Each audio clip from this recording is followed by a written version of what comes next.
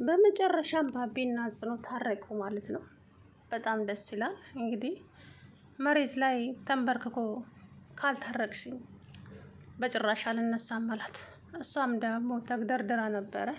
እሄዳለሁ ተነስ፣ አንተን ማታረቅ አልፈልግም ባቢ፣ እኔ እኮ በጣም በደለኸኛል፣ ልቤን ሰብረኸዋል አለች። በቃ ይቅርታ አድርጊልኝና ቀሪ ዘመኔን ከአንቺ ጋር ልኑር አላት። እሷም እምቢ አለች። ሊሄድ ነው ካልተነሳክ ሊሄድ ነው አለችው። እምቢ ብለሽ ጨክነሽ ከሄድሽ ሂጂ አላት እንጂ አልነሳም። ትንሽ ራመድ አለችና መለስ ብላ ስታየው አልተነሳም። ከዛም ታረቁ። በጣም ደስ ይላል። የአቶ ግርማ የመጀመሪያ ልጁ መጣ። ጉድ! ይሄ ሁሉ ሴራ እንግዲህ ወይዘሮ ሮማን ነው። ወይዘሮ ሮማን ነች እዛ ድርጅት ውስጥ እንዲቀጠር ያደረገችው። አንደኛ ነገር ልጁ አባቱን ሊበቀለው ነው የመጣው። አባትየው ጽናት ወንድም እንዳላት አታውቅም። ብቸኛ ልጁ እንደሆነች ነው የምታውቀው። አቶ ግርማ ግን የመጀመሪያ ልጁ ነው፣ ናትናኤል ማለት ነው። እንግዲህ እናቱ በጣም ታማለች። እናቱን ማሳከሚያ ምንም አይነት ገንዘብ የለውም። ሮቤልም የናትናኤል ወንድም ነው። እረፍ እና ናትናኤልና ሮቤል ተገናኝተው ለምን እዚህ መጣህ? እናታችንን ለምን ጥለህ መጣህ ሲለው ምን ላድርግ ግራ ገባኝ ወንድሜ፣ እናታችንን የትም ሄደን የትም ማሳከም አለብን፣ እንደምንም ብለን ገንዘብ ያስፈልገናል አለው። አላገኘም ስራ ሲያለው እኔ እንኳን እግዚአብሔር ይመስገን ስራ አግኝቻለሁኝ፣ አንተስ ሲለው እኔማ እያፈላለኩ ነው ገና አላገኘውም አለ። ብሌንን ደግሞ እዚህ ስራ ውስጥ ራሄል ጋር የገባሁት እናቴን ለማሳከም ብዬ ነበረ፣ ግን ደግሞ ከሷ ጋር የተዋዋልኩትን ሁሉ ትቼው ገንዘቡን መልሼላታለሁ ለራሄል። እናም እናቴ በጠና ታማለች እና ገንዘብ ያስፈልገናል።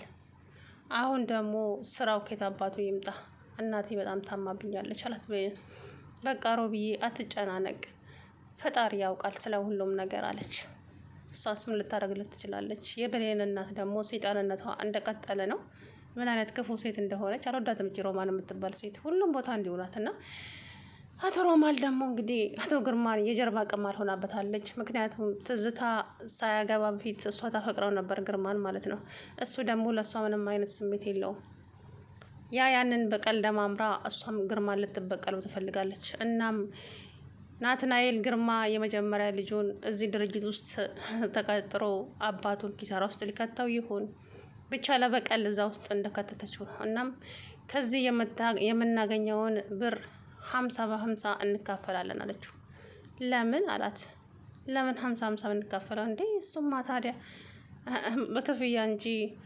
ቆይ አንቺ ግን ለምንድን ነው የምታዝኝልኝ? ምንድን ነው ማን ስለሆንሽ ነው አላት ልጁ።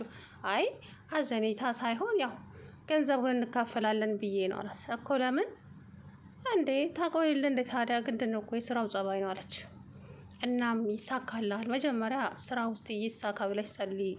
ፋይሉን እንግዲህ እዛ አስቀምጬ መጥቻለሁኝ። እሱ ግን እምቢ ብሎኛል፣ እሺ አላለኝም። በግዳጅ ያደርገዋል በጸባይ እምቢ ካለ።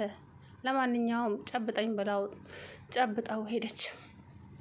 አቶ ግርማ ልጁን ሳየው ጸባዩ ሁሉ ተቀየረ። ጽናት ግራ ተጋባች። ፋይሉን ልታየው ብትሞክረም በጭራሽ እንዳታየው ብሎ ፋይሉን ከለከለት አባትየው። ጽናትና አቶ ግርማም ተጣሉ ዛሬ። ሰላም አለይኩም ወራህመቱላሂ ወበረካቱ። ወደና የተከበራችሁ የቻናል ቤተሰቦች እንዴት ናችሁ? እኔ ያለው አልሐምዱሊላህ። እንግዲህ የአቶ ግርማ የመጀመሪያ ልጁ መጣ፣ ናትናኤል ግርማ። እናም ጽናት ፋይሉን አየችና እንዲህ ፋይል መጣ እንዴ? ማስታወቂያ እኮ አስገብተን ነበር አለች።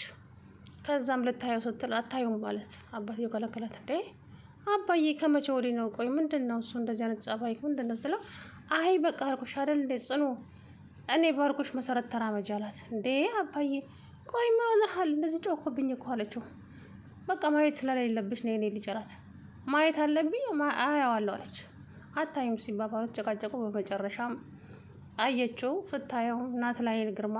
እንዴ አባዬ ናትናኤል ግርማ እኮ ነው የሚለው፣ ወንድሜ ነው እንዴ አለች። አንቺ ምን እያልሽ ነው? የስም መመሳሰል ይሆናል እንጂ ምናምን አላት። ግን እኮ በኋላ መታወቁ አይቀርም፣ ለምን ትደብቃታለህ? ወንድሟም ከሆነ ወንድምሽ ነው ብለህ ተናገር እንዴ። አሁን እንግዲህ ልጁ ይመስለኛል አባቱን ሊበቀለው ነው የመጣው።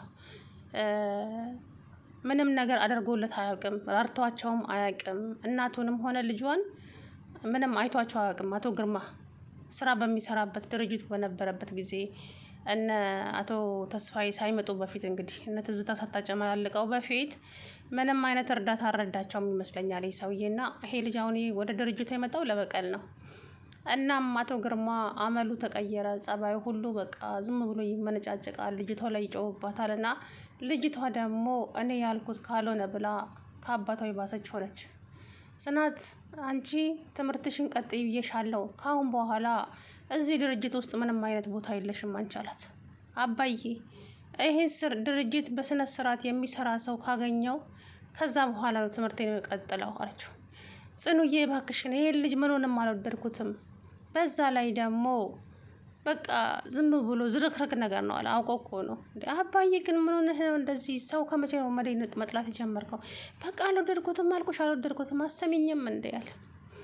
እሷ ደግሞ አሁን አቶ ግርማ ልጁ የስልክ ቁጥሩን የጻፈበት ሌላ ፋይሉ ላይ ማለት ነው የራሱን ስልክ ቁጥር ጽፎ ነበረ። አቶ ግርማ ደግሞ ስልክ ቁጥሩን ቀይሮ ሌላ ስልክ ቁጥር ጽፎበታል። ከዛም ጽኑ ስትደውል አይነሳም። ምክንያቱም የተሳሳተ ቁጥር ነበር አቶ ግርማ የጻፈው የልጁ እንደልቶት ማለት ነው። ከዛም ናትናኤል አባትና ልጅ ሲጨቃጨቁ መጣ። እንዴ መጣህ እንዴ ናቲ አለችው። አዎ ስልክ እኮ ስደውል አይነሳም አለችው። እንዴ እኔ እኮ ስልካቸውን እየጠበቅኩኝ ነበር አላት። እንዴ ይሄ ሁሉ የደወልኩልህ ይሄ ስልክ አይደለም እንዴ አለችው። አይ ይሄ የኔ አይደለም አላት። ማለት ይሄ እኮ ፋይል ላይ ነው ያገኘው ስትለው እንግዲህ ተሳስቶ ይሆናል ምናምን አለና አባቱን አየው ማለት ነው። እና ናትናኤልና አቶ ግርማ እንግዲህ አይጥና ድመት ሆነዋል። በጣም ነው እየተፋጠጡ ያሉት። አቶ ግርማ ጸባዩ ሁሉ ተቀይሯል። አሁን ብዙ ነገሩን ያጣል። አንደኛ ነገር ልጁ ለበቀል ነው የመጣው።